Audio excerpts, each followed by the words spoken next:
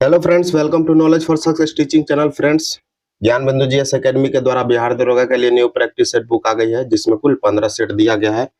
तो आज हम लोग इस वीडियो में सेट 15 करने वाले हैं। इससे पहले का अगर सेट आप लोगों ने नहीं देखा है तो प्लीज हमारे चैनल पर विजिट कीजिए, प्लेलिस्ट बना हुआ है। तो चलिए फ्रेंड्स, बिना किसी देरी के वीडियो स्टार्ट करते हैं। चलिए दोस्तों, बढ़ते हैं पहले प्रश्न की ओर। पहला प्रश्न है idiomatic expression on account of means. इसका मीन्स दोस्तों पूछा जा रहा है, यहाँ पर प्रीपोजिशनल फ्रेज पूछा जा रहा है। तो के कारण जो है इसका राइट आंसर हो जाएगा option number because of. Because of हो जाएगा दोस्तों ऑप्शन नंबर बी, यहाँ पर राइट आंसर हो जाएगा। चलिए चलते हैं आगे। Complete the conditional sentence given below. If I had seen Rama I dash her. यहाँ पर दोस्तों क्या हो जाएगा, वुड हैव टोल्ड हो जाएगा। Would have told option number B, यहाँ पर राइट आंसर हो जाएगा। I if I had seen Rama I would have told her, option number B यहाँ पर बिल्कुल सही उत्तर हो जाएगा इसका। चलिए आगे चलते हैं। क्वेश्चन नंबर 3 में देखिए क्या कहा जा रहा है। उसे यह काम करना पड़ा। इसको इंग्लिश में ट्रांसलेट करने के लिए कहा जा रहा है, उसे यह काम करना पड़ा। He had to do this work. He had to do this work, option number C यहाँ पर बिल्कुल राइट आंसर हो जाएगा। आगे देखिए, अग्नि का विशेषण पूछा जा रहा है। अग्नि का विशेषण शब्द क्या हो जाएगा, यहाँ पर आग्नेय हो जाएगा। अग्नि का विशेषण रूप आग्नेय हो जाएगा, ऑप्शन नंबर ए यहाँ पर बिल्कुल राइट आंसर हो जाएगा। विशेषण संज्ञा या सर्वनाम के रूप, गुण, संख्या, मात्रा, परिणाम आदि की विशेषता बताता है। आगे देखिए क्या कहा जा रहा है क्वेश्चन नंबर 5 में।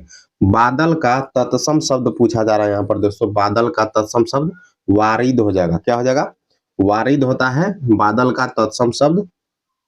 और बादल का अगर हम पर्यायवाची शब्द की बात करें, अभ्र, मेघ, घन, जलद, जलधर, बलाधर, ये सभी इसका पर्यायवाची शब्द होता है। चलिए आगे चलते हैं। क्वेश्चन नंबर 6 में दिया गया है आसमान टूट पड़ना। इसका अर्थ पूछा जा रहा है दोस्तों। आसमान टूट पड़ना, इसका अर्थ होता है मुसीबत आना, ऑप्शन नंबर बी बिल्कुल राइट आंसर हो जाएगा। चलिए आगे चलते हैं। सऊदी अरब को निम्नलिखित में से किस वर्ष के लिए फीफा फुटबॉल विश्व कप के लिए दोस्तों आपको मिला मेजबानी करने के लिए? तो आपका हो जाएगा 2034।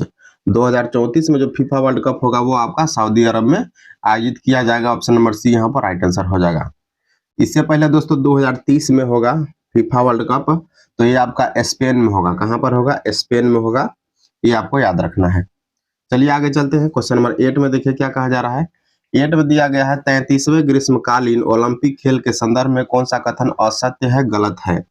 तो यहाँ पर पहला कथन दिया गया है दोस्तों, टेनिस का स्वर्ण पदक कार्लोस अल्कराज ने जीता। ये आपका दोस्तों गलत हो जाएगा।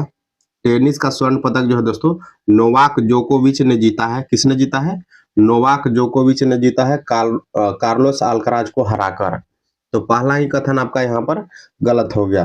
किसने जीता है दोस्तों, नोवाक जोकोविच ने जीता है, जोकोविच। चलिए आगे देखिए, आगे क्या कहा जा रहा है कि झेंग हाओदाओ सबसे कम उम्र की ओलंपियन है। ये बिल्कुल सही है। जुआन एंटोनियो सबसे उम्रदराज ओलंपियन है, ये भी सही है। पेरिस से 3 ग्रीष्मकालीन ओलंपिक का मेजबानी करने वाला दूसरा शहर बन गया है दोस्तों, ये भी आपका सही उत्तर हो जाएगा इसका। आगे देखिए क्वेश्चन नंबर 9 में कहा जा रहा है कि संयुक्त राष्ट्र महासभा द्वारा किस वर्ष को क्वांटम विज्ञान और प्रौद्योगिकी का अंतर्राष्ट्रीय वर्ष घोषित किया गया है? 2025 को घोषित किया गया है दोस्तों। संयुक्त राष्ट्र महासभा द्वारा जो है आपका क्वांटम विज्ञान और प्रौद्योगिकी का अंतर्राष्ट्रीय वर्ष 2025 को घोषित किया गया है। चलिए आगे देखिए क्या कहा जा रहा है। हाल ही में किस देश की अंतरिक्ष एजेंसी द्वारा एक्सोप्लैनेट के अध्ययन के लिए आपका दोस्तों पेंडोरा मिशन लॉन्च करने की घोषणा किया गया है? पेंडोरा मिशन दोस्तों किसके द्वारा लॉन्च किया गया है, अमेरिका के द्वारा लॉन्च किया जाने की घोषणा किया गया है, अमेरिका, ऑप्शन नंबर ए बिल्कुल राइट आंसर हो जाएगा। ये दोस्तों किसका प्रोजेक्ट है, आपका नासा का प्रोजेक्ट है ये। आगे चलते हैं। आगे देखिए कहा जा रहा है कि विश्व का पहला क्वांटम आधारित प्लेटफॉर्म का नाम क्या है? पहला दोस्तों पूछा जा रहा है क्वांटम आधारित प्लेटफॉर्म का नाम पूछा जा रहा है यहाँ पर। इसका नाम क्या हो जाएगा, ये आपका हो जाएगा दोस्तों क्यू शील्ड, ऑप्शन नंबर ए में दिया गया है क्यू शील्ड, ये जो है दोस्तों इसका नाम हो जाएगा। आगे देखिए क्या कहा जा रहा है। क्वेश्चन नंबर 12 में दिया गया है दोस्तों state of India's environment 2025। State of India's environment 2025 दोस्तों इन फिगर्स रिपोर्ट में भारत के किस राज्य ने प्रथम स्थान प्राप्त किया है? ये दोस्तों आपका प्रथम स्थान प्राप्त करने वाला राज्य हो जाएगा आंध्र प्रदेश। कौन सा राज्य हो जाएगा? आंध्र प्रदेश यहाँ पर हो जाएगा। यह report Down To Earth magazine तथा Centre for Science and Environment द्वारा जारी किया गया था। चलिए आगे चलते हैं। क्वेश्चन नंबर 13 में देखिए क्या कहा जा रहा है। 13 में दिया गया है निम्नलिखित में से कौन सा एक ऐप जो है दोस्तों, ऐप भारत के पीडीएस को डिजिटल बनाने के लिए नहीं लॉन्च किया गया है दोस्तों। तो इसमें से पूछा जा रहा है कि कौन सा नहीं किया गया है। तो यहाँ पर दोस्तों डिपो दर्शन किया गया है, अन्न सहायता किया गया है और अन्न मित्र किया गया है, लेकिन अन्न वितरण नहीं किया गया है। ये यहाँ पर गलत दिया गया है। ऑप्शन नंबर डी जो है ये गलत दिया गया है। डिपो दर्शन, अन्न मित्र, अन्न सहायक ऐप भारत के पीडीएस को डिजिटल बनाने के लिए लॉन्च किया गया है। चलिए आगे चलते हैं। क्वेश्चन नंबर 14 में देखिए क्या कहा जा रहा है। निम्नलिखित में से कौन पाकिस्तान में पंजाब प्रांत की पहली महिला मुख्यमंत्री दोस्तों नियुक्त हुई है? पाकिस्तान में पंजाब प्रांत की पहली महिला मुख्यमंत्री नियुक्त किया गया है दोस्तों। ये आपका हो जाएगा मरियम नवाज शरीफ। ऑप्शन नंबर सी हो जाएगा मरियम नवाज शरीफ, इसका राइट आंसर हो जाएगा। चलिए आगे चलते हैं। आगे देखिए क्या कहा जा रहा है। आगे क्वेश्चन नंबर 15 में दिया गया है कि 23वें विधि आयोग का अध्यक्ष किसे नियुक्त किया गया है? तो ये आपका दोस्तों हो जाएगा दिनेश महेश्वरी। क्या हो जाएगा दोस्तों? दिनेश महेश्वरी को चुना गया है। ऑप्शन नंबर यहाँ पर सी राइट आंसर हो जाएगा। चलिए आगे देखिए आगे क्या कहा जा रहा है। 16 नंबर में हाल ही में प्रकाशित हुए life on Mars collected stories नामक पुस्तक के लेखक कौन है? इसके लेखक दोस्तों नमिता गोखले हो जाएंगे। Namita Gokhale, option number C यहाँ पर दिया गया है। ये बिल्कुल आपका राइट आंसर हो जाएगा। नमिता गोखले ने लिखा है दोस्तों life on Mars collected stories. चलिए आगे देखिए आगे क्या कहा जा रहा है। हाल ही में प्रधानमंत्री नरेंद्र मोदी को किस देश द्वारा वहां के सर्वोच्च नागरिक सम्मान Grand Collar of the Nation Order of the Southern Cross से सम्मानित किया गया है? तो ये दोस्तों किस देश के द्वारा सम्मानित किया गया है? ये आपका हो जाएगा ब्राजील। क्या हो जाएगा? ब्राजील के द्वारा जो है दोस्तों ये सम्मान प्रधानमंत्री को सम्मानित किया गया है। ऑप्शन नंबर डी यहाँ पर राइट आंसर हो जाएगा। चलिए आगे देखिए क्या कहा जा रहा है। क्वेश्चन नंबर 18 में दिया गया हाल ही में व्यास सम्मान 2024 के लिए किसे चुना गया है? व्यास सम्मान 2024 के लिए दोस्तों सूर्यबाला को चुना गया है। किसको चुना गया है? सूर्यबाला को चुना गया है। ऑप्शन नंबर ए यहाँ पर राइट आंसर हो जाएगा। सूर्यबाला की दोस्तों उपन्यास थी कौन देश को वासी वेणु की डायरी। ये दोस्तों इस उपन्यास के लिए जो है इसको सूर्यबाला को व्यास सम्मान दिए जाने की घोषणा किया गया है। चलिए आगे देखिए कहा जा रहा है कि हाल ही में सेरेना विलियम्स को किस पुरस्कार से सम्मानित किया गया है? सेरेना विलियम्स जो कि अमेरिकी टेनिस खिलाड़ी है दोस्तों, अमेरिकी टेनिस खिलाड़ी, इसको जो है दोस्तों प्रिंसेस ऑफ एस्टुअरिस पुरस्कार से सम्मानित किए जाने की घोषणा किया गया है। सम्मानित किया गया है सेरेना विलियम्स को। अमेरिकी टेनिस खिलाड़ी है सेरेना विलियम्स। चलिए आगे देखिए क्या कहा जा रहा है। क्वेश्चन नंबर 20 में हाल ही में निम्नलिखित में से किस देश को संयुक्त राष्ट्र महासभा के अस्थायी सदस्य के रूप में नहीं चुना गया है?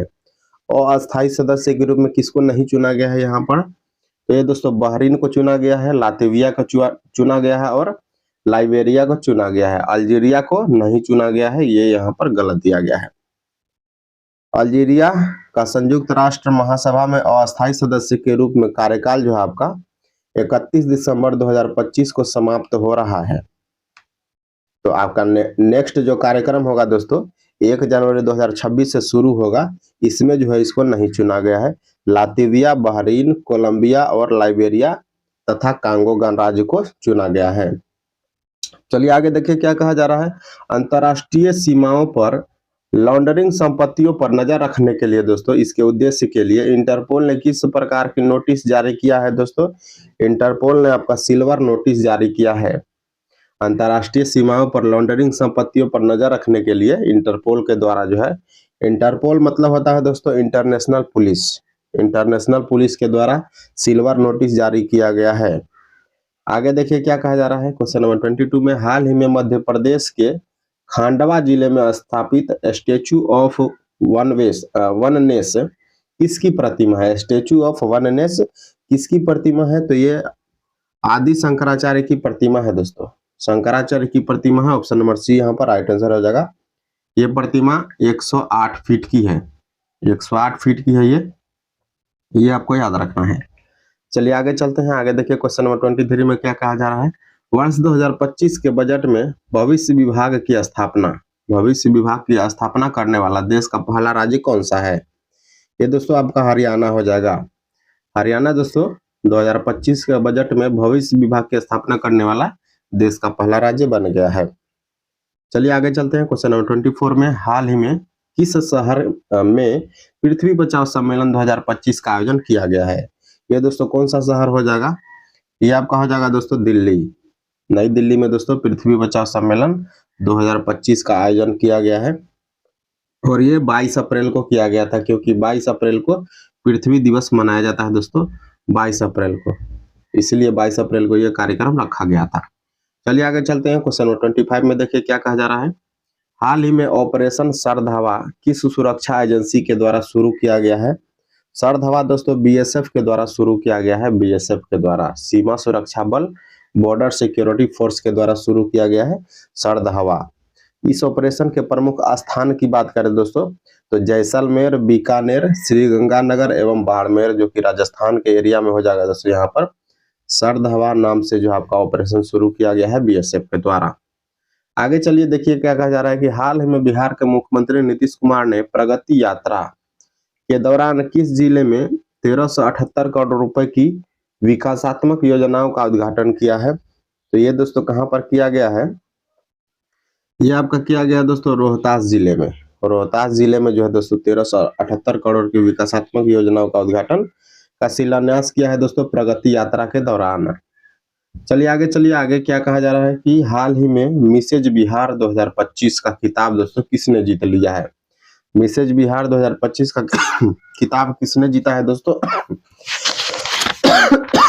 ये आपका हो जाएगा ऐश्वर्या राज। कौन है दोस्तों? ऐश्वर्या राज हो जाएगा ऑप्शन नंबर ए, इसने जीता है। मिसेज बिहार 2025 प्रतियोगिता का ग्राउंड फिनाले दोस्तों, ग्रांड फिनाले जो है पटना के होटल पाटलिपुत्रा में हुआ था दोस्तों। इसमें कुल 14 प्रतिभागियों ने भाग लिया था, जिसमें ऐश्वर्या राज को मिस बेस्ट कैटवॉक का भी विशेष पुरस्कार प्रदान किया गया है ऐश्वर्या राज को।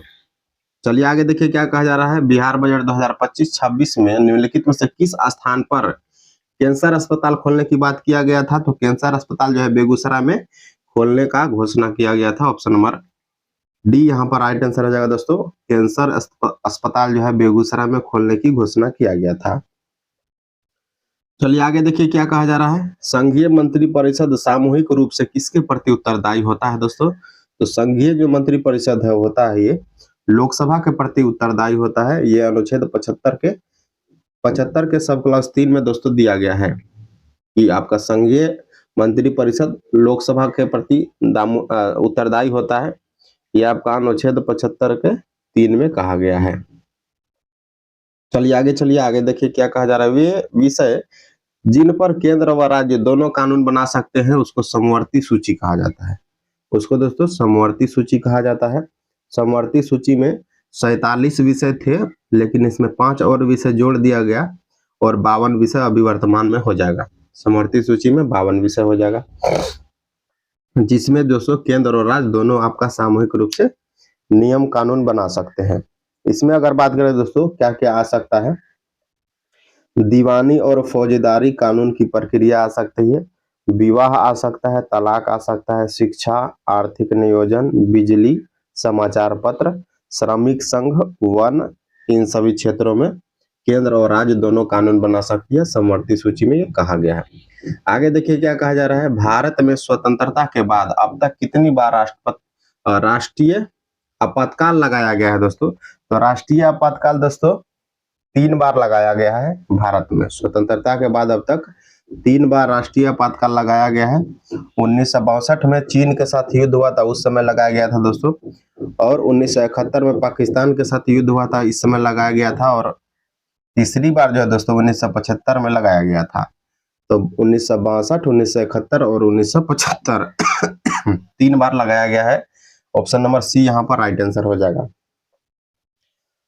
आगे देखिए, आगे क्या कहा जा रहा है, क्वेश्चन नंबर 32 में दिया गया है, सांसदों की अयोग्यता संबंधी विवाद पर निर्णय कौन लेता है। अयोग्यता संबंधी विवाद पर दोस्तों निर्णय कौन लेता है, ये पूछा जा रहा है यहाँ पर।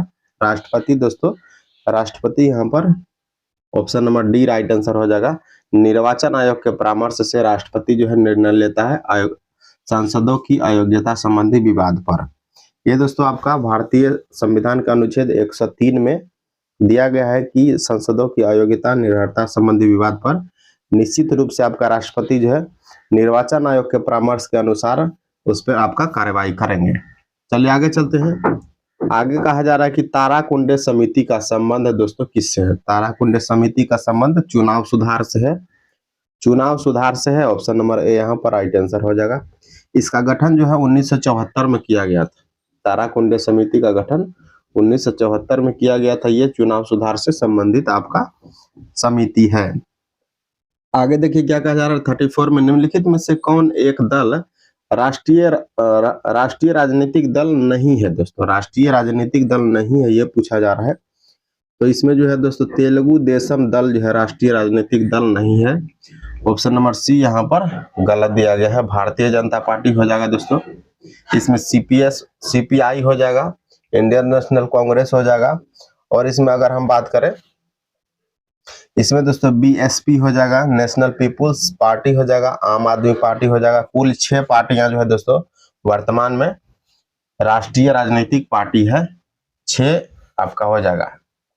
चलिए आगे बढ़ते हैं। आगे देखिए क्या कहा जा रहा है, क्वेश्चन नंबर 35 में पूछा जा रहा है कि निम्नलिखित में से कौन सा जोड़ा सुमेलित है। तो यहाँ पर कौन सा जोड़ा सुमेलित है भारत का सर्वोच्च न्यायालय अनुच्छेद 318, ये आपका बिल्कुल सही दिया गया दोस्तों। भारत का सर्वोच्च न्यायालय अनुच्छेद 318, भारत का निर्वाचन आयोग अनुच्छेद 324, ये आपका सही है दोस्तों। भारत का सर्वोच्च न्यायालय जो है, भारत का सर्वोच्च न्यायालय, ये आपका गलत दिया गया है दोस्तों। आगे देखिए क्या कहा जा रहा है, संघ लोक सेवा आयोग, ये 332 में नहीं है, ये संघ लोक सेवा आयोग जो है 315 में है। कितना में है, 315 में है। महाधिवक्ता 163 में नहीं है दोस्तों, 165 में है। महाधिवक्ता 165 में है, तो ये भी गलती है। इसमें जो राइट आंसर हो जाएगा आपका ऑप्शन नंबर बी बिल्कुल सही दिया गया है। अगर हम बात करें दोस्तों भारत का सर्वोच्च न्यायालय का, तो इसका जो राइट आंसर हो जाएगा 124 होगा दोस्तों। कितना होगा, 124 में सर्वोच्चतम न्यायालय की बात किया गया है। 324 में भारत का निर्वाचन आयोग है, 315 में संघ लोक सेवा आयोग है, और 165 में महाधिवक्ता है।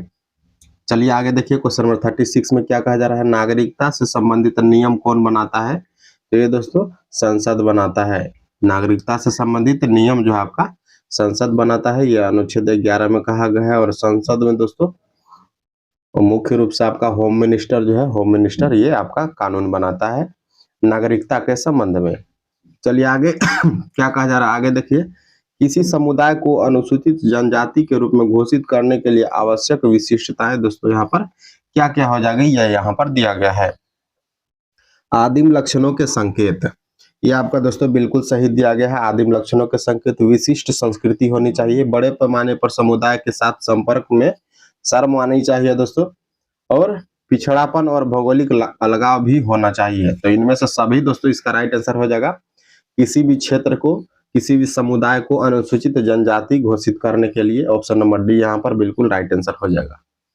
आगे चलिए क्या कहा जा रहा है 38 में, देखिए दिया गया है कि परमाणु की संरचना का ज्ञान प्राप्त करने के लिए किए गए प्रयोगों में अल्फा कणों से संबंधित किस घटना का उपयोग किया गया था। इसमें दोस्तों किस घटना का उपयोग किया गया था, ये आपका प्रकीर्णन का उपयोग किया गया था। परमाणु की संरचना का ज्ञान प्राप्त करने के लिए प्रयोग में जो आपका अल्फा कणों से संबंधित प्रकीर्णन की घटना का उपयोग किया गया था। ऑप्शन नंबर ए यहाँ पर राइट आंसर हो जाएगा। आगे देखिए दिया गया दोस्तों टीआरपी का अर्थ क्या होता है। टीआरपी का अर्थ होता है दोस्तों television rating point, television rating point. Option number D यहाँ पर राइट आंसर हो जाएगा।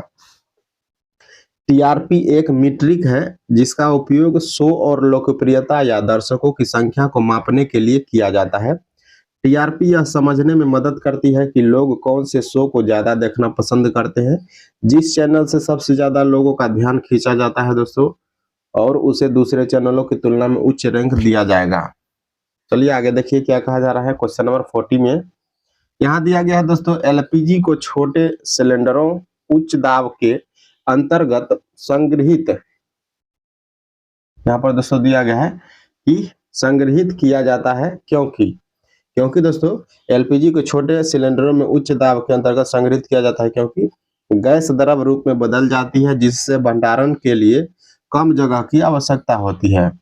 तो ऑप्शन नंबर बी यहाँ पर बिल्कुल सही दिया गया है दोस्तों। एलपीजी को छोटे सिलेंडरों में उच्च दाब के अंतर्गत संग्रहित किया जाता है क्योंकि गैस द्रव के रूप में बदल जाती है, जिससे भंडारण के लिए कम जगह की आवश्यकता होती है। चलिए आगे देखिए क्या कहा जा रहा है।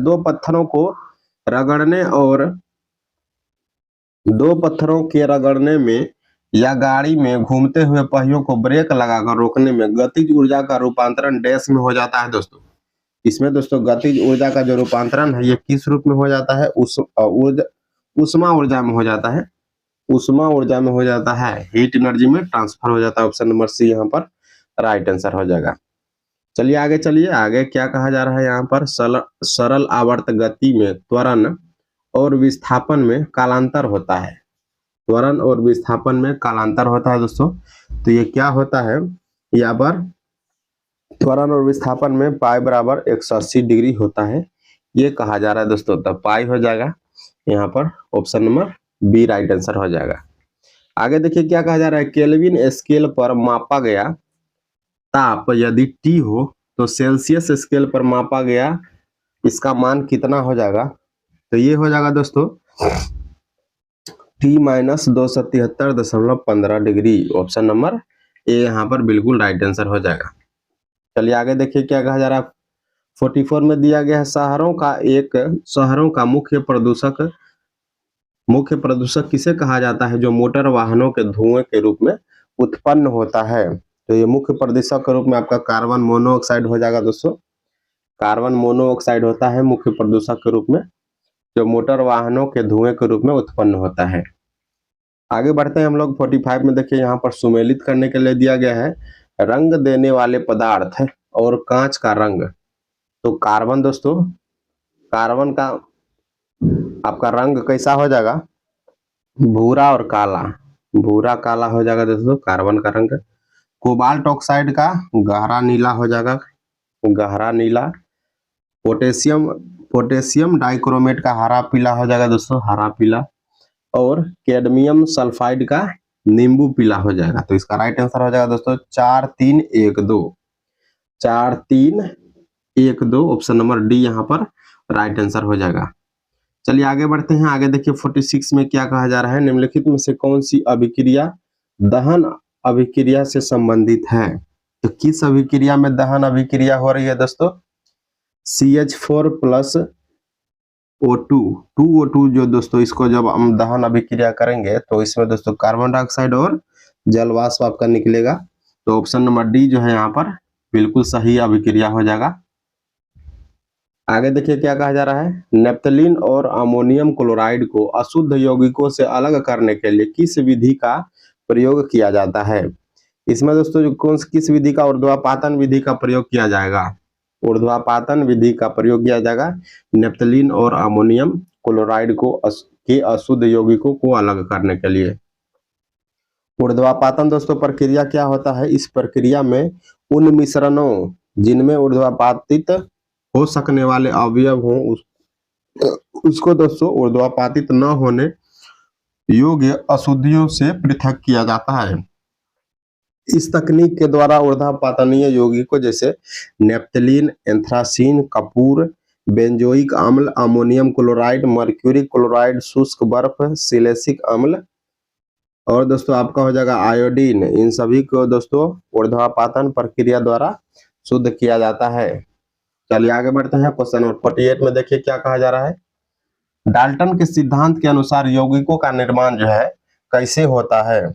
डाल्टन के सिद्धांत के अनुसार यौगिकों का निर्माण जो है दोस्तों, ये आपका एक से अधिक तत्वों के परमाणुओं से निश्चित अनुपात में संयोजक करने से होता है। संयोजक करने से होता है। ऑप्शन नंबर सी यहाँ पर बिल्कुल सही उत्तर हो जाएगा। चलिए आगे बढ़ते हैं। सामान्य आयनिक यौगिक किस प्रकृति के होते हैं? सामान्य आयनिक यौगिक कठोर और भंगुर प्रकृति के होते हैं। ऑप्शन नंबर बी इसका राइट आंसर हो जाएगा। चलिए आगे बढ़ते हैं। क्वेश्चन नंबर 50 में देखिए क्या कहा जा रहा है। जब परिक्षिप्त प्रावस्था ठोस और प्रतिक्षेपण माध्यम द्रव होता है तो क्लोराइड का प्रकार क्या कहलाता है दोस्तों? क्लोराइड का प्रकार क्या कहलाता है? ये आपका दोस्तों क्या कहलाता है? सॉल कहलाता है। क्या कहलाता है? सॉल कहलाता है। Option number C right answer हो जाएगा। आगे बढ़ते हैं। शरीर में लगी चोट की मरम्मत के लिए किस प्रकार के सेल विभाजन का प्रयोग किया जाता है? शरीर में लगी चोट की मरम्मत के लिए दोस्तों इसमें जो है आपका केवल समसूत्रण विभाजन का प्रयोग किया जाएगा। ऑप्शन नंबर ए यहाँ पर राइट आंसर हो जाएगा। शरीर में लगी चोट की मरम्मत के लिए किस प्रकार के सेल विभाजन का प्रयोग किया जाता है? समसूत्रण यहाँ पर राइट आंसर हो जाएगा, समसूत्रण विभाजन के कारण। चलिए आगे बढ़ते हैं 52 में। इसमें दिया गया है किन पौधों में जाइलम वाहिकाओं का अभाव होता है? जाइलम वाहिकाओं का अभाव दोस्तों किस में होता है? किस पौधा में होता है? तो ब्रायोफाइटा में होता है दोस्तों, ब्रायोफाइट्स में। ऑप्शन नंबर डी यहाँ पर राइट आंसर हो जाएगा। ब्रायोफाइट्स में दोस्तों जाइलम वाहिकाओं का अभाव होता है। चलिए आगे बढ़ते हैं 53 में। देखिए क्या कहा जा रहा है। जीवन संघर्ष और योग्यतम की उत्तरजीविता का संबंध किससे है? इसका संबंध दोस्तों डार्विनवाद से है। किससे है? डार्विनवाद से है। ऑप्शन नंबर डी यहाँ पर राइट आंसर हो जाएगा। जीवन संघर्ष और योग्यतम की उत्तरजीविता डार्विनवाद से संबंधित है। आगे बढ़ते हैं 54 में।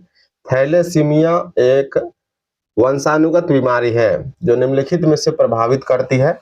ये दोस्तों किसको प्रभावित करती है? रक्त विकार को प्रभावित करती है। थैलेसीमिया एवं वंशानुगत बीमारी जो आपका ये दोस्तों आपका रक्त विकार को प्रभावित करती है। ऑप्शन नंबर ए जो है बिल्कुल राइट आंसर हो जाएगा इसका। आगे बढ़ते हैं 55 में। देखिए क्या कहा जा रहा है। सुमेलित करने के लिए दिया गया है। सूची 1 में व्याधि दिया गया है और सूची 2 में कारक दिया गया है। तो इसमें दोस्तों क्या हो जाएगा आपका? पेप्टीन वक्र। पेप्टीन वक्र का दोस्तों आपका जीवाणु हो जाएगा। पेप्टीन वक्र किसके कारक हो जाएगा दोस्तों? विषाणु का कारक है। डेंगू जो आपका दोस्तों ये भी डेंगू सॉरी दोस्तों पेप्टिक वक्र व्रण जो है आपका ये जीवाणु का हो जाएगा। किसका हो जाएगा? ये दोस्तों जीवाणु का हो जाएगा। और डेंगू जो है ये विषाणु का हो जाएगा। फील पाँव जो है दोस्तों ये आपका कृमि के द्वारा होता है फील पाँव। और मलेरिया जो है प्रोटोजोआ से होता है। तो इसका राइट आंसर क्या हो जाएगा दोस्तों? ये आपका हो जाएगा 4 1 3 2 1 3 4 सॉरी 4 1 2 3। इसका राइट आंसर हो जाएगा आपका ऑप्शन नंबर बी 4 1 3 2 हो जाएगा दोस्तों। 4 1 3 2 ऑप्शन नंबर बी यहाँ पर इसका राइट आंसर हो जाएगा। चलिए आगे बढ़ते हैं। आगे देखिए 56 में क्या कहा जा रहा है। रक्त में शर्करा का विस्तार जो आपका रक्त में शर्करा का स्तर सामान्यतया प्रदर्शित किया जा सकता है। ये आपका दोस्तों मिलीग्राम प्रति डेसीलीटर में किया जा सकता है। मिलीग्राम प्रति डेसीलीटर के रूप में रक्त में शर्करा का स्तर सामान्यतः प्रदर्शित किया जा सकता है। ऑप्शन नंबर यहाँ पर बी बिल्कुल राइट उत्तर हो जाएगा इसका। आगे बढ़ते हैं। निम्नलिखित में से कौन सा युग्म सही सुमेलित नहीं है? कौन सा युग्म दोस्तों सही सुमेलित नहीं है? लैक्टोज खट्टा दूध ये दोस्तों जो आपका सही सुमेलित नहीं है। लैक्टोज खट्टा दूध में नहीं पाया जाता है बल्कि खट्टा दूध में लैक्टिक अम्ल पाया जाता है। खट्टा दूध में लैक्टिक अम्ल पाया जाता है दोस्तों, लैक्टोज नहीं पाया जाता है। पहला ही आपका गलत है। फार्मिक अम्ल में लाल चींटी में दोस्तों फार्मिक अम्ल होता है। अंगूर के रस में टार्टरिक अम्ल होता है और सोडा वाटर में कार्बोनिक अम्ल होता है। चलिए आगे बढ़ते हैं। आगे देखिए 58 में क्या कहा जा रहा है। जनगणना 2011 के अनुसार बिहार में बाल लिंग अनुपात कितना हो जाएगा दोस्तों? बिहार में 935। कितना हो जाएगा दोस्तों? 935 हो जाएगा। ऑप्शन नंबर ए यहाँ पर राइट आंसर हो जाएगा। और बिहार की कुल लिंगानुपात की बात करें दोस्तों, बिहार का कुल लिंगानुपात 2011 का जनगणना के अनुसार 918 है। कितना है दोस्तों? 918 है कुल लिंगानुपात। इसका मतलब होता है प्रति 1000 लड़कों पर लड़कियों की संख्या जो है ये 918 है। लेकिन बालक बालिकाओं में बात करें, बच्चों में बात करें, प्रति 1000 बच्चों में दोस्तों 935 बच्चियों की संख्या है। आगे बढ़ते हैं। बिहार के सुप्रसिद्ध संत शरफुद्दीन मनेरी का संबंध सूफियों के किस संप्रदाय से था? ये दोस्तों किस संप्रदाय से था? फिरदौसी संप्रदाय से था। ऑप्शन नंबर सी यहाँ पर राइट आंसर हो जाएगा। शरफुद्दीन मनेरी का संबंध सूफियों के फिरदौसी संप्रदाय से था। अगर इनके जन्म की बात करें तो मनेर में इनका जन्म हुआ था 1290 में। मनेर में 1290 में इनका जन्म हुआ था और इनकी मृत्यु जो है दोस्तों, निधन इनका 1381 ईस्वी में हुआ था।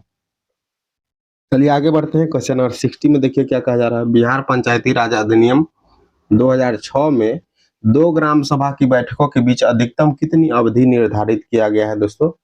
2 ग्राम सभा के बीच अधिकतम कितनी होनी चाहिए गैप, ये पूछा जा रहा है। तो ये आपका दोस्तों 3 महीने हो जाएगा दोस्तों। 3 महीने का गैप अधिकतम होनी चाहिए।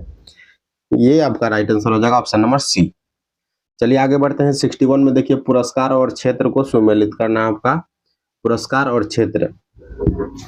कबीर पुरस्कार दोस्तों किस क्षेत्र में दिया जाता है? सामाजिक सद्भाव। सामाजिक सद्भाव इसका 4 हो जाएगा। सरस्वती सम्मान साहित्य के क्षेत्र में दिया जाता है, इसका 3 हो जाएगा। भटनागर पुरस्कार विज्ञान के क्षेत्र में दिया जाता है, इसका 2 हो जाएगा। और धन्वंतरी पुरस्कार दोस्तों ये आपका जो है चिकित्सा का क्षेत्र में दिया जाता है। तो ये इसका सही सुमेलित हो जाएगा दोस्तों 4 3 2 1। 4 3 2 1 ऑप्शन नंबर सी यहाँ पर इसका राइट आंसर हो जाएगा। और अगर हम दोस्तों आगे बात करें तो ज्ञानपीठ पुरस्कार जो है साहित्य के क्षेत्र में दिया जाता है। व्यास सम्मान भी साहित्य के क्षेत्र में दिया जाता है और सरस्वती सम्मान भी साहित्य के क्षेत्र में दिया जाता है। ये 3 जो आपको याद रखना है। सरस्वती सम्मान, व्यास सम्मान, ज्ञानपीठ पुरस्कार साहित्य के क्षेत्र में दिया जाता है। और अगर हम दोस्तों बात करें दादा साहब फाल्के पुरस्कार फिल्म के क्षेत्र में दिया जाता है। धन्वंतरी ये आपका चिकित्सा के क्षेत्र में दिया जाता है। कलिंगा पुरस्कार और भटनागर पुरस्कार ये दोनों आपका विज्ञान के क्षेत्र में दिया जाता है। चलिए आगे बढ़ते हैं। आगे देखिए क्वेश्चन नंबर 62 में क्या कहा जा रहा है। न्यूट्रॉन बम का आविष्कार किसने किया था? न्यूट्रॉन बम का आविष्कार दोस्तों किसने किया था? ये आपका सैमुअल टी कोहन ने किया था। सैमुअल टी कोहन ने किया था। ऑप्शन नंबर डी यहाँ पर राइट आंसर हो जाएगा इसका। परमाणु बम का आविष्कार किसने किया था दोस्तों? ये तो न्यूट्रॉन बम का हो जाएगा, सैमुअल टी कोहन। परमाणु बम का आविष्कार किसने किया था? जे रॉबर्ट ओपेनहाइमर ने किया था। और हाइड्रोजन बम का किसने किया था? एल्बर्ट टेलर ने किया था। एल्बर्ट टेलर ने किया था हाइड्रोजन बम का, और परमाणु बम का जे रॉबर्ट ओपेनहाइम। और आगे दोस्तों हम बात करें, आगे आपका हो जाएगा ग्राहम बेल ने टेलीफोन का किया था। ग्राहम बेल ने टेलीफोन का। टेलीविजन का जे.एल. बेयर्ड ने किया था। लेजर जो होता है दोस्तों, लेजर टी.एच. मेनन के द्वारा किया गया था। चलिए आगे बढ़ते हैं क्वेश्चन नंबर 63 में। निम्नलिखित में से कौन सा कथन ये दोस्तों इनसाइडर ट्रेडिंग की व्याख्या करता है? तो इसमें कौन सा कथन सही दिया गया है ये पूछा जा रहा है इनसाइडर ट्रेडिंग के बारे में। तो यहाँ पर दोस्तों पहला कथन ही इसका सही हो जाएगा कि कंपनी की गोपनीय सूचनाएं रखने वाला व्यक्ति शेयरों का क्रय विक्रय करता है। कंपनी की गोपनीय सूचनाएं रखने वाला व्यक्ति शेयरों का क्रय विक्रय करता है। ये यहाँ पर इनसाइडर ट्रेडिंग का सही व्याख्या हो जाएगा, ऑप्शन नंबर ए। चलिए आगे बढ़ते हैं। आगे देखिए 64 में क्या कहा जा रहा है। वायदा बाजार आयोग फॉरवर्ड मार्केट कमीशन का मुख्यालय कहाँ पर है दोस्तों? फॉरवर्ड मार्केट कमीशन का मुख्यालय मुंबई में है। कहाँ पर है? मुंबई में है दोस्तों। ऑप्शन नंबर सी इसका राइट आंसर हो जाएगा। आगे बढ़ते हैं। दृश्य निर्यात और दृश्य आयात के बीच अंतर को क्या कहते हैं? इसको दोस्तों क्या कहा जाता है? व्यापार संतुलन कहा जाता है।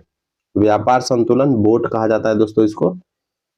दृश्य निर्यात और दृश्य आयात के बीच के अंतर को बोट कहा जाता है, व्यापार संतुलन कहा जाता है। आगे बढ़ते हैं। मुक्त व्यापार का अभिप्राय क्या है? मुक्त व्यापार का अभिप्राय क्या होता है दोस्तों? इसका अभिप्राय होता है कि एक देश से दूसरे देश को माल का मुक्त संचालन। एक देश से दूसरे देश को माल का मुक्त संचालन, ये मुक्त व्यापार कहलाता है दोस्तों। ऑप्शन नंबर बी यहाँ पर बिल्कुल सही उत्तर हो जाएगा। चलिए आगे बढ़ते हैं। 67 में देखिए क्या कहा जा रहा है, भारत में मुद्रास्फीति को निम्न में से किस सूचकांक के आधार पर मापा जाता है। तो ये दोस्तों किस सूचकांक के आधार पर मापा जाता है, ये आपका हो जाएगा उपभोक्ता मूल्य सूचकांक। ऑप्शन नंबर बी जो है बिल्कुल राइट आंसर हो जाएगा इसका। उपभोक्ता मूल्य सूचकांक के आधार पर मापा जाता है भारत में मुद्रास्फीति को। चलिए आगे बढ़ते हैं। निम्नलिखित में से कौन प्रधानमंत्री स्वनिधि योजना के अंतर्गत लक्षित समूह है। दोस्तों प्रधानमंत्री स्वनिधि योजना के अंतर्गत जो आपका फुटपाथ विक्रेता जो है इसको लक्षित किया गया है। फुटपाथ विक्रेता को 1 जून 2020 को आवास और शहरी कार्य मंत्रालय द्वारा छोटे दुकानदारों और फेरी वालों अर्थात रेहड़ी पटरी विक्रेताओं को आर्थिक रूप से सहयोग प्रदान करने हेतु प्रधानमंत्री स्ट्रीट वेंडर्स आत्मनिर्भर निधि, ये दोस्तों आपका पीएम स्वनिधि योजना की शुरुआत किया गया था। चलिए आगे बढ़ते हैं। क्वेश्चन नंबर 69 में, एक बंद अर्थव्यवस्था एक प्रकार की अर्थव्यवस्था है जिसमें दोस्तों न तो निर्यात होता है और न ही आयात होता है। तो ऑप्शन नंबर डी यहाँ पर बिल्कुल राइट उत्तर हो जाएगा इसका। बंद अर्थव्यवस्था में क्या होता है दोस्तों, न तो निर्यात होता है और न ही आयात होता है। आगे चलिए, आगे देखिए क्या कहा जा रहा है। यूनेस्को द्वारा किस वेद को विश्व मानव धरोहर के साहित्य में शामिल किया गया है। तो ये कौन सा वेद हो जाएगा दोस्तों, ये आपका हो जाएगा ऋग्वेद। ऋग्वेद को दोस्तों शामिल किया गया है 2007 में। कब किया गया था, 2007 में शामिल किया गया था। आगे बढ़ते हैं। मलेच्छों का नाशक किस शासक को बताया जाता है दोस्तों। मलेच्छों का नाशक किस शासक को बताया जाता है। तो ये आपका हो जाएगा दोस्तों नागभट्ट को बताया जाता है। गुर्जर प्रतिहार वंश के आपके थे शासक नागभट्ट प्रथम हो जाएगा इसका right answer option number B. चलिए आगे बढ़ते हैं। 72 में देखिए, फिरोज शाह तुगलक से संबंधित कथनों पर विचार कीजिए। कौन सा कथन यहाँ पर गलत दिया गया है ये हमको पता करना है। तो पहला कथन दिया गया है दोस्तों कि फिरोज शाह तुगलक ने अनुवाद विभाग की स्थापना किया था, और दूसरा कथन दिया गया किसानों पर लगे तकावी ऋणों को माफ कर दिया था। तो इसमें दोस्तों राइट आंसर क्या हो जाएगा, इसमें इनमें से कोई भी नहीं, अर्थात दोनों कथन सही दिया गया है दोस्तों। दोनों कथन यहाँ पर सही दिया गया है। ऑप्शन नंबर डी यहाँ पर हो जाएगा। कौन सा गलत है, तो कोई भी गलत नहीं है क्योंकि दोनों कथन यहाँ पर सही दिया गया है। आगे बढ़ते हैं। 16 अगस्त 1765 को इलाहाबाद की द्वितीय संधि किस किस के बीच में हुई थी दोस्तों। 16 अगस्त को जो हुआ था, एक दोस्तों 12 अगस्त को हुआ था। 12 अगस्त को एक संधि हुआ था और एक 16 अगस्त को हुआ था संधि। तो पहला जो हुआ था दोस्तों, पहला संधि 12 अगस्त वाला, ये आपका हुआ था, ये दोस्तों आपका हुआ था शाह आलम द्वितीय के द्वारा, और दूसरा जो हुआ था ये आपका शुजा-उद-दौला के साथ हुआ था। तो ऑप्शन नंबर ए यहाँ पर राइट आंसर हो जाएगा। क्लाइव और अवध के नवाब शुजा-उद-दौला के साथ हुआ था। आगे बढ़ते हैं। 74 में देखिए क्या कहा जा रहा है। 74 में दिया गया है कि 1776 में इजारेदारी प्रथा के असफल होने के बाद वारेन हेस्टिंग्स ने इसे पंचवर्षीय ठेकेदारी योजना कितने वर्ष कर दिया था दोस्तों। पंचवर्षीय ठेकेदारी योजना कितने वर्ष कर दिया था, ये आपका दोस्तों 1776 में हुआ था ये। तो ये आपका जो है 1 वर्षीय कर दिया था, 1 वर्षीय कर दिया था। ऑप्शन नंबर डी यहाँ पर हो जाएगा राइट आंसर। चलिए आगे चलते हैं। आगे देखिए क्वेश्चन नंबर 75 में क्या कहा जा रहा है। भारत स्त्री महामंडल से संबंधित कथनों पर विचार कीजिए। यहाँ पर दोस्तों पूछा जा रहा है कि गलत कथन कौन सा है। 2 कथन दिया गया है और गलत कथन पूछा जा रहा है।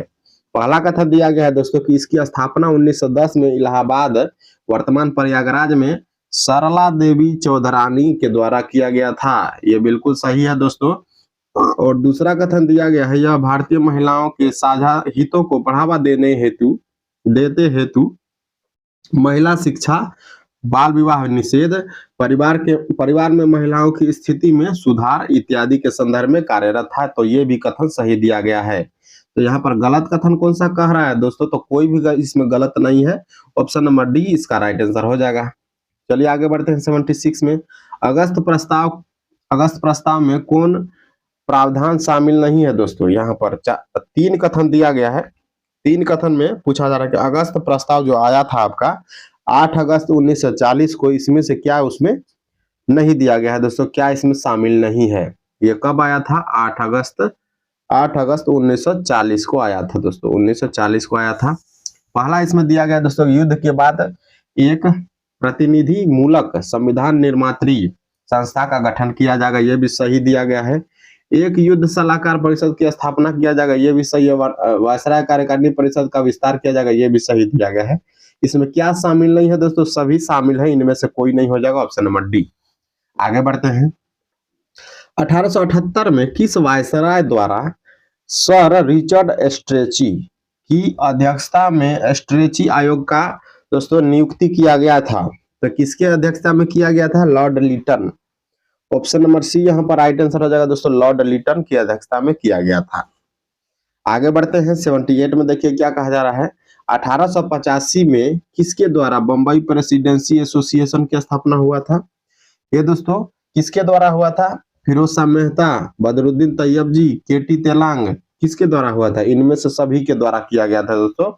1885 में बम्बई प्रेसिडेंसी एसोसिएशन की स्थापना।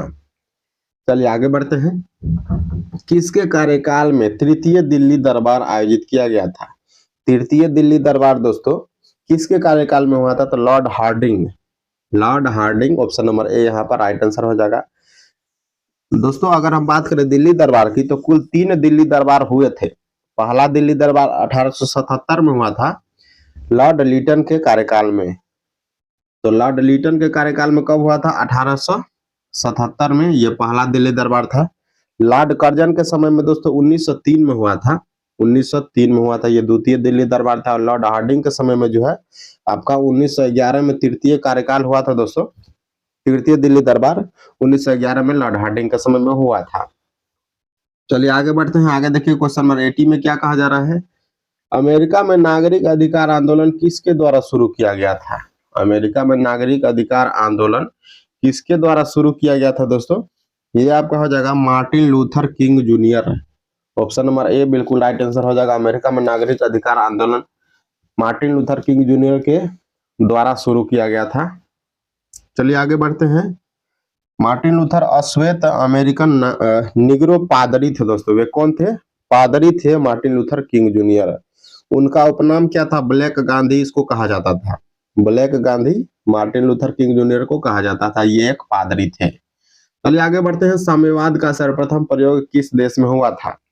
साम्यवाद का प्रथम प्रयोग दोस्तों चीन में हुआ था। चीन में साम्यवादी पार्टी की गठन जो स्थापना 1921 में हुआ था। ऑप्शन नंबर यहाँ पर एक जो है राइट आंसर हो जाएगा। साम्यवाद का सर्वप्रथम प्रयोग चीन में हुआ था।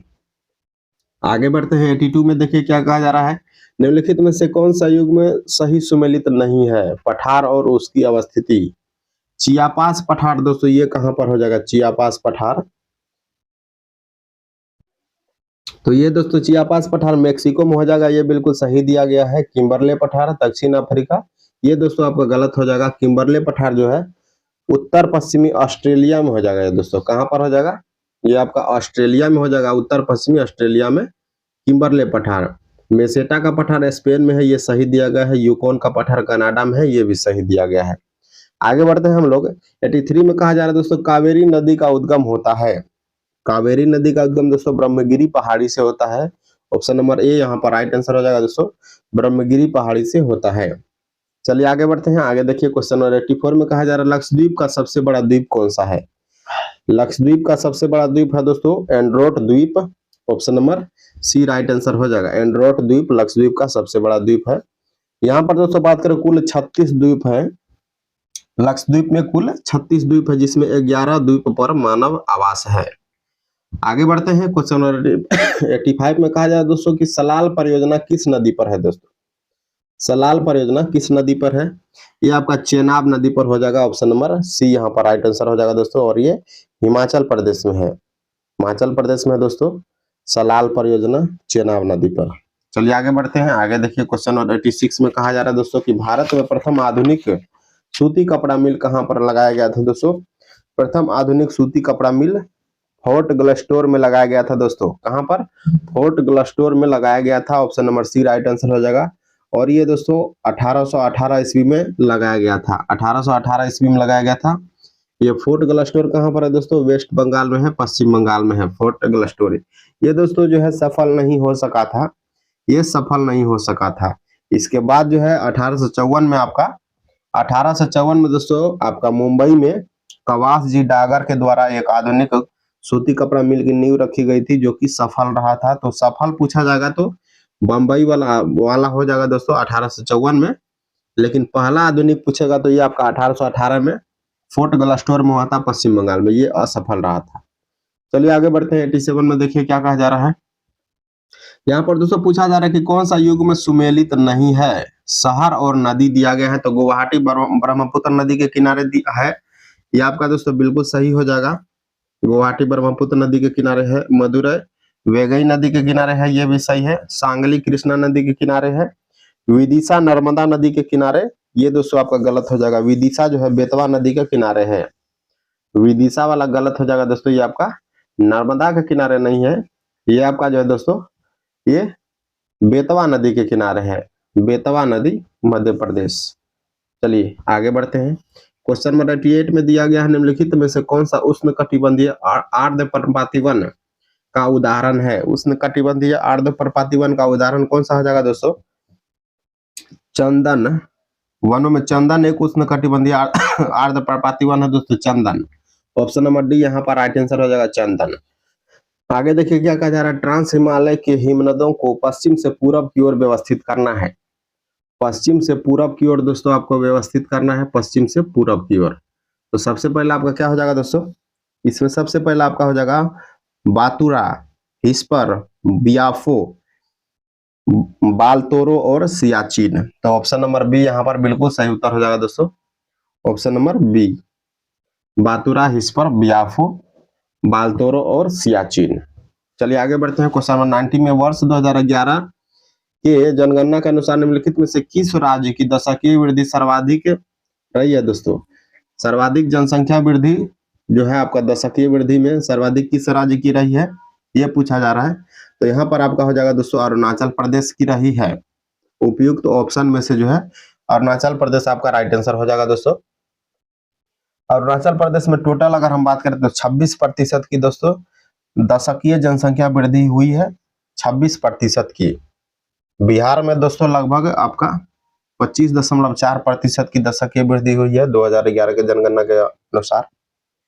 आगे बढ़ते हैं। 91 में निम्नलिखित में से कौन से भूगोलवेत्ता निश्चयवाद के समर्थक रहे हैं। निश्चयवाद के समर्थक कौन रहे हैं दोस्तों, ये आपका हो जाएगा फ्रेडरिक रेटजेल।